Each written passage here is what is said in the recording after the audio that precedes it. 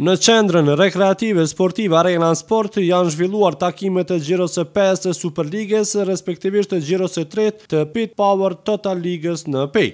Ndeshja kryesore e Xhiros së 5 në Superligë ishte përballja në mes Zekaj Turs dhe skuadrës së Kalas, që përfundoi me fitoren e ekipit të Zekaj Turs, në radhët e të cilëve paraqitet ish futbollisti mirë njohur i Besës Haxhi Zeka. Në anën tjetër, në kuadër të Xhiros së 3 të Ligës së Parë, skuadra Kamikazeve po vazhdon me fitore. Ekipi Pejan realizoi edhe fitoren e tretë me radhë, këtë herë duke mposhtur skuadrën e Jabllanicës së vogël me rezultate 4-1.